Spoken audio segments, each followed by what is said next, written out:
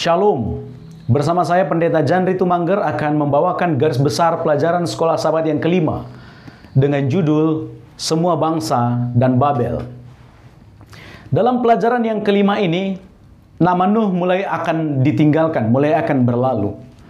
Kalau kita melihat Kejadian pasal yang kelima, daftar silsilah orang-orang yang hidup sebelum zaman air bah, nama itu diakhiri dengan nama Nuh. Kemudian di Kejadian pasal yang ke-9, setelah air bah berlalu, nama pasal itu juga diakhiri dengan nama Nuh. Maka kita dapat melihat Nuh adalah penghubung orang-orang yang hidup pada zaman sebelum air bah dengan orang-orang yang hidup pada zaman setelah air bah. Jika kita mempelajari pelajaran yang kelima ini dengan mendalam, maka kita akan menemukan satu kisah yang sangat dramatis.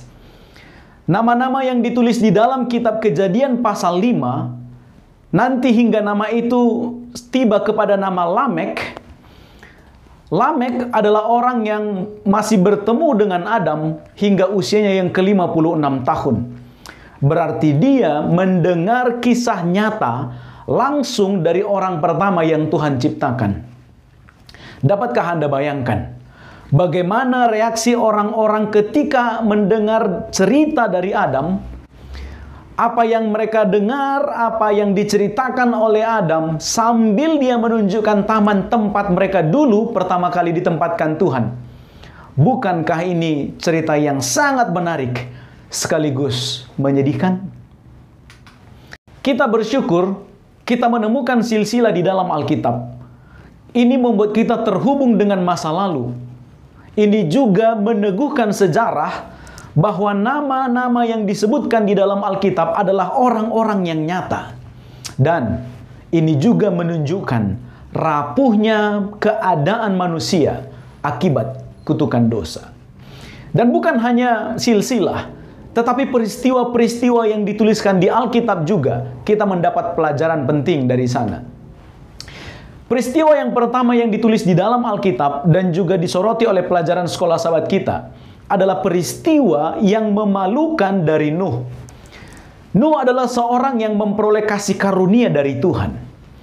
Nuh adalah orang yang menuruti petunjuk Tuhan, tetapi Nuh masih dapat melakukan hal yang tidak berkenan di hadapan Tuhan.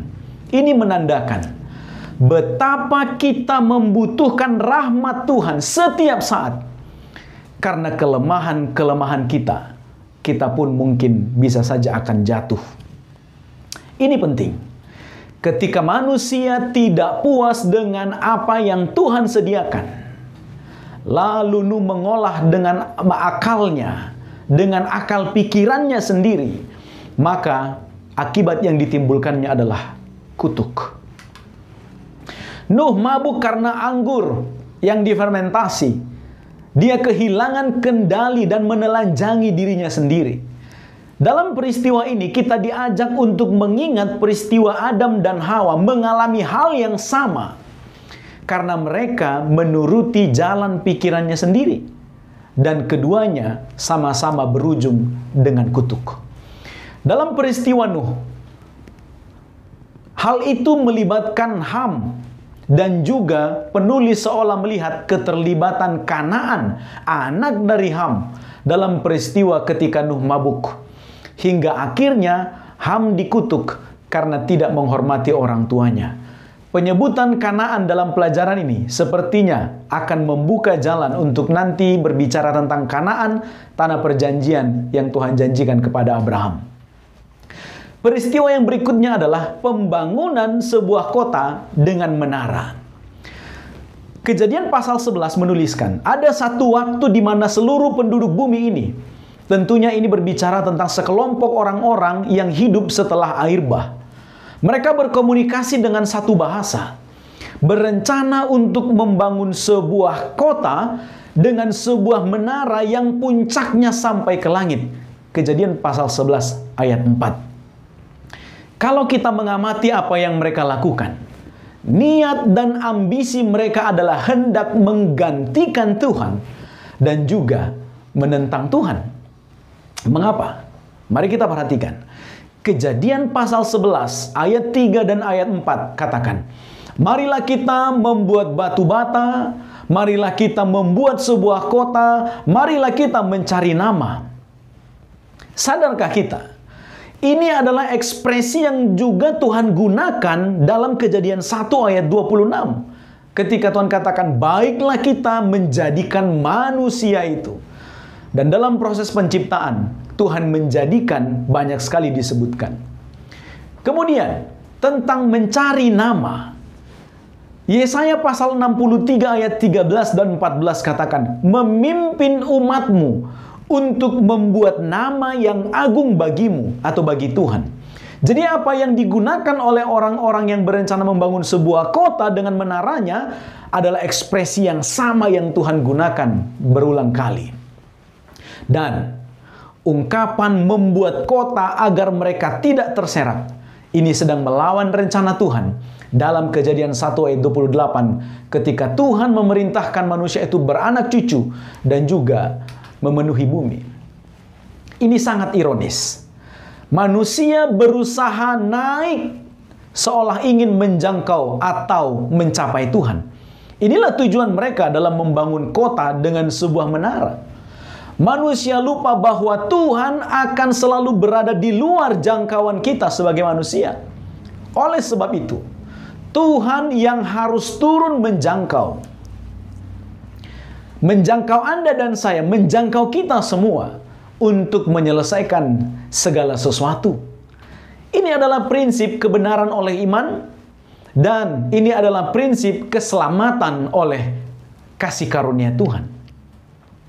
Dalam Kejadian pasal 11 ayat 7 dikatakan, Tuhan turun mengacaukan bahasa mereka. Sebenarnya, Tuhan sedang mengacaukan persatuan mereka karena bahasa mempersatukan. Karena persatuan yang mereka sedang jalin ini akan menuntun mereka untuk melakukan semakin banyak kejahatan. Itu sebabnya Tuhan datang untuk mengacaukan itu. Dari sinilah penduduk bumi diserakkan dengan bahasa yang sudah berbeda dan akhirnya pembangunan kota dan dengan menara itu berhenti. Tugu yang tadinya mereka kira akan menjadi tugu kebanggaan berubah menjadi tugu peringatan akan kebodohan. Menara itu atau kota yang tadinya direncanakan akan memiliki menara yang tinggi sampai ke langit, pada ujungnya dikenal dengan nama Menara Babel. Karena tindakan Tuhan mengacau balaukan rencana manusia yang menentang Tuhan. Karena pada waktu mereka berencana dalam kitab Kejadian pasal 11 ayat 1 sampai ayat yang keempat, ayat sampai ayat yang ketujuh bahkan, mereka belum memiliki nama untuk kota itu. Mereka baru merencanakan untuk membangun sebuah kota dengan sebuah menara yang mencapai langit.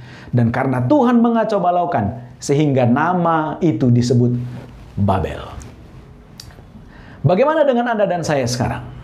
Apakah yang sedang kita bangun? Demikian garis besar pelajaran sekolah sahabat kita. Selamat belajar, selamat berdiskusi. Tuhan memberkati.